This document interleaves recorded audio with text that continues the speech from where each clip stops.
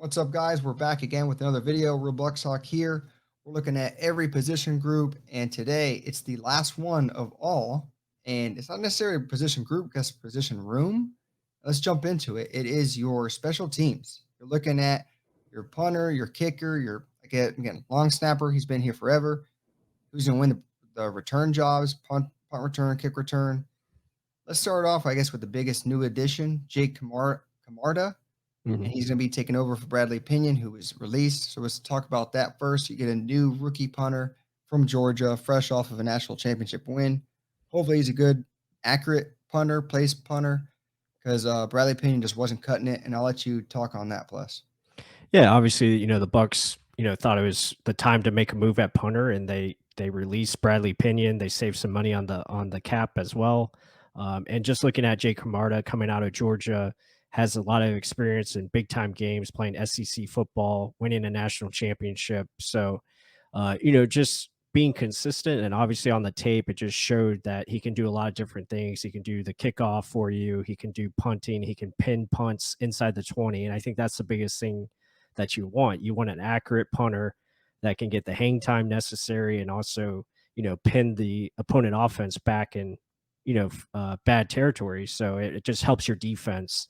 And I think that was a big thing that was kind of missing last year. And I know Pinion was playing through a tough injury, but again, still, you're on the field, you got to produce.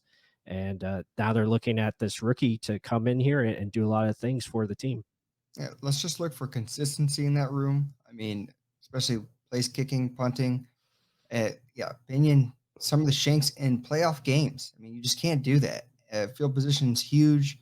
Every inch matters when you're talking playoff football. So let's get some consistency there. What better than the highest rate of college football from Georgia? Georgia fans, again, congrats, you got a guy on the Buccaneers. But now let's look over to the kicking job. This is going to be actually a huge competition here. You got Ryan Suckup, who's getting up there in age. He's 35 now. The leg just doesn't seem to be there with him. I mean, he's still got some accuracy, but anything past 40 yards is looking a little shaky. And you got the young, bigger leg guy in Jose Boragalus. I know the name police will probably get me for this one, but I think that's right. Either way, you get the young gun who's wet behind the ears, bigger leg, or do you stick with consistency and 40 and in? He looks like he's pretty good. 40 and out, question marks. So who do you think is going to be? Who's the head runner, I guess, in this competition right now? Well, yeah, like you said, it's going to be a huge competition.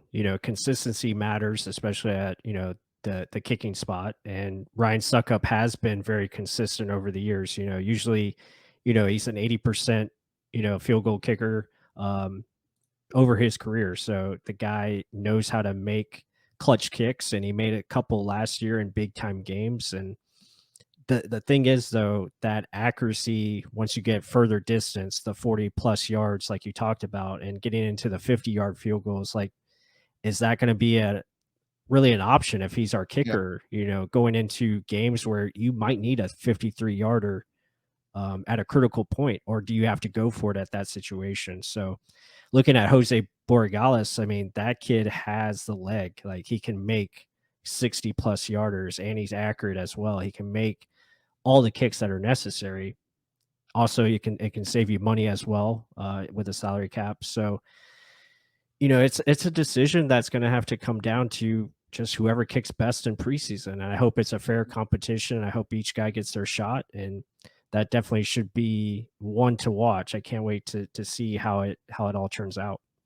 And I hope it turns out well, but I mean, just the Bucks past with kickers, it's just been ugly. I mean, they usually fare towards the veteran because it's usually they got bit in the butt with Matt Bryant years ago. They should have kept him, and I think there was just been a nasty curse on them over since then. And you get Matt Gay, you think he's going to be pretty good, or let's not even talk about the second round pick. But you get Matt Gay, you think he's going to be pretty good.